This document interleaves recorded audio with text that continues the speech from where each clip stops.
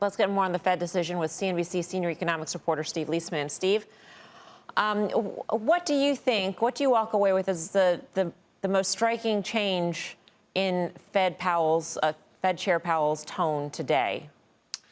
I think there's four things I would tell you. The first one is that 75 basis points is a bold statement that Powell and the Fed will do what needs to be done to control inflation. They haven't done that in a very long time.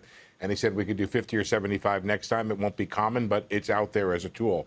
The second one is the Fed has left la-la land in terms of believing that it could get away with solving this inflation problem with a little trimming around the edges. It's got the shears out and it's ready to whack, I guess is the best way to put it, when it comes to an overgrown bush of inflation in the economy.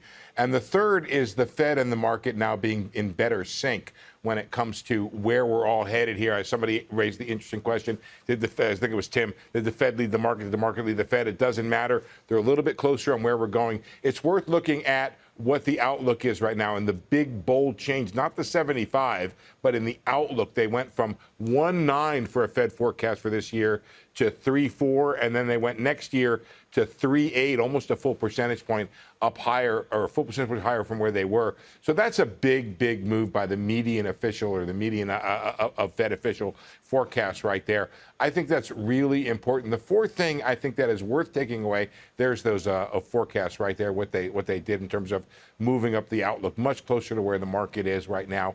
And the market actually came down a little bit today to where they were. The fourth thing, Melissa, is how uncertain the Fed chair is about what actually needs to be done and whether or not. He did say that the 3.8 as the peak funds rate is within the plausible range of what's needed to get inflation. But he said it's very uncertain. And as you indicated earlier, very interesting that there's a lot of things about the inflation story that the Fed feels it can't do anything about.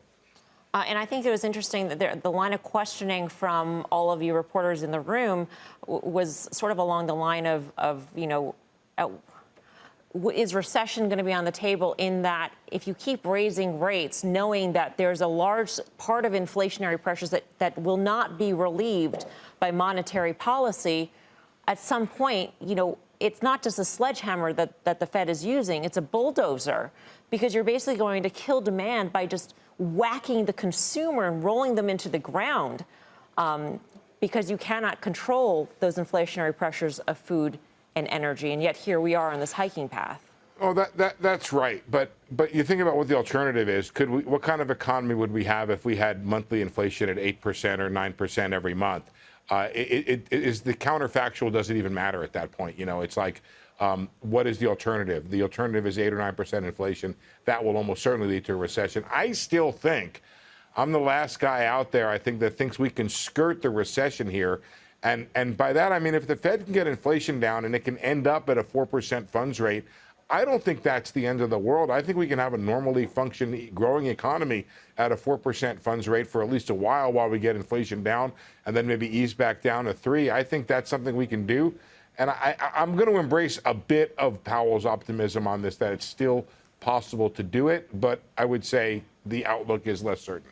I mean, 4%. We've been so spoiled by such low rates, Karen, that we forget that 4% is still historically low. So to Steve's point, maybe it is possible that we go back to sort of a normally functioning economy. And recession it's not just we're on or we're off, basically, when it comes to economic growth. I think that's right. But I also think, just in terms of how the markets would react, I feel like markets really hate uncertainty.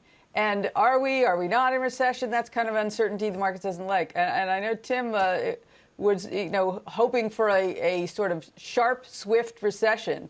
I think that's actually better for the markets. I think you and I have talked about this as well. Is this the cure for the markets, a recession?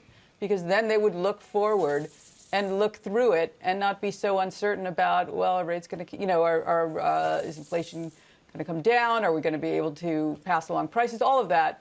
I think a recession actually is better for the markets. All right. Steve, thank you. Good to see you, Can I Steve just Leisman. disagree with that? Okay, go ahead. Disagree. I'm sorry. Yes. I don't think there's any situation where recession is better than the market. I'm not sure Karen really quite means that. I think you have to try to avoid it. No, I think that these guys mean it. I think that it's not just Karen, actually, that a severe contraction that's short and that's sharp and short-lived. Tim is raising his hand. I think an agreement would be much better for the markets. Then what? Because we know then not just having a recession? hanging over and a deeper, longer recession. Is a possibility. What's the difference? Why do you need it to be called a recession? Either your companies are growing or they're not growing, and you're going to invest on that. I mean, if I call it a recession, it doesn't really matter that much. You don't want to have a recession where, I'm sorry, you're raising your hand. You're being very polite. I'll be quiet now. Yeah. Karen? No. Please finish. I'm just getting in line. That's all. I was just saying that I just think that what you want to do, if you're Fed chair, if you're anybody, is you want to try to avoid a recession. You want to try to bring down inflation and attack it and not have a recession. We don't need a recession. We don't want a recession. It's the worst possible outcome for people on Main Street, and it's not a very good outcome for people on Wall Street. Karen? I disagree with the latter in that I understand why Jay Powell wouldn't want to have a recession, but it is possible that their desires and what Wall Street would trade better on are not the same thing, right? That they don't. We talk right now. Has the market trading down to forward his plan, which is fine, and that's what he should do. But I'm just saying, I really think the market would rather have recession and look forward to when we're out of it than whether we 0.5% GDP growth or does it touch negative or, I think that I don't think that really helps us that we avoid the term recession by not technically having negative GDP for 2 quarters. I don't think that. Yeah, Tim, last word here, and then we got to wrap.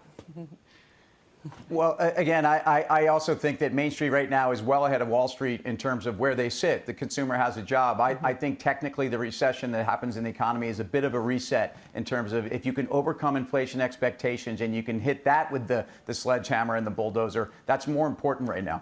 All right. Steve, thank you as always for a spirited discussion.